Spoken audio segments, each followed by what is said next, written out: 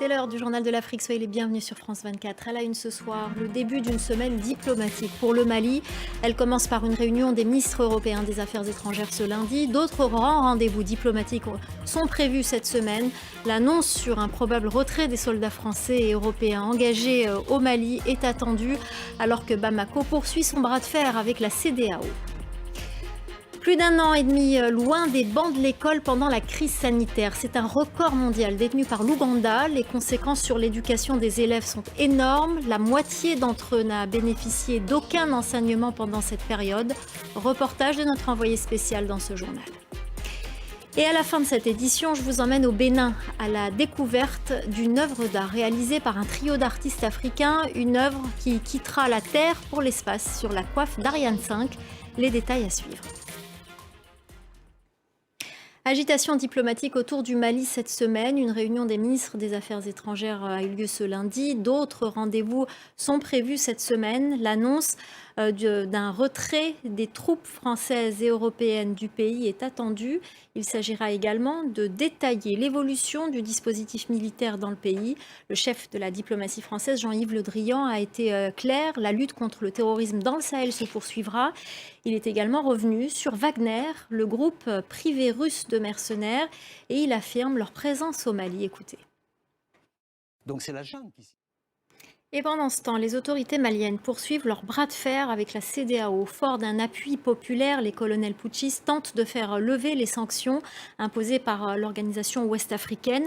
Mais la classe politique malienne se mobilise pour appeler à la désescalade verbale pour une transition apaisée. Reportage de notre correspondante à Bamako, Anne-Fleur Lespio. 7 soldats sénégalais retenus prisonniers depuis un affrontement meurtrier le 24 janvier dernier ont été libérés par des rebelles de Casamance. Ces soldats ont été libérés en Gambie. Ils sont membres de la mission militaire ouest-africaine dans ce pays. La correspondance à Dakar d'Eli Mandao. La libération des... Ce verdict en Somalie, dans la région du Puntland, la justice a condamné 4 hommes pour l'assassinat de notre confrère somalien Jamal Farah à Aden en mars dernier. L'association des journalistes somaliens qui s'est battue pour que justice soit faite rappelle que les journalistes sont régulièrement victimes de violences et appelle au respect de leurs droits. La correspondance à Nairobi de Bastien Renouy. Les écoliers ougandais ont repris le chemin de l'école le 10 janvier dernier après 20 mois de fermeture à cause de la crise sanitaire. C'est la plus longue fermeture dans le monde pendant cette période de pandémie.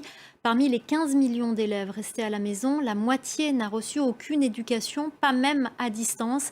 Et à la reprise, les frais de scolarité ont doublé. Reportage de notre correspondant dans la région, Simon Wolfart.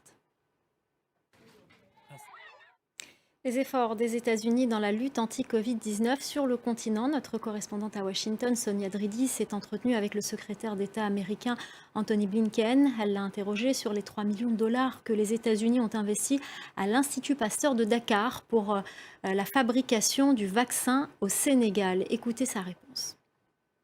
Malheureusement. Voilà pour cet extrait de l'entretien exclusif que le secrétaire d'État américain a accordé à nos correspondants à Washington. Vous pouvez le retrouver dans son intégralité sur nos antennes et sur notre site internet. Allez, pour finir, je vous emmène au Bénin. Figurez-vous que dans quelques mois, pour la toute première fois dans l'histoire, une œuvre d'art réalisée par des artistes africains contemporains quittera la Terre pour aller dans l'espace. Le lanceur européen Ariane 5 embarquera aussi avec lui un satellite crucial pour l'Afrique. Nos correspondantes Emmanuelle Sodji et Nathalie Verdier ont rencontré au Bénin les artistes. Voilà, c'est la fin du journal de l'Afrique. Restez avec nous dans quelques instants, la suite de Paris Direct avec Audrey Racine.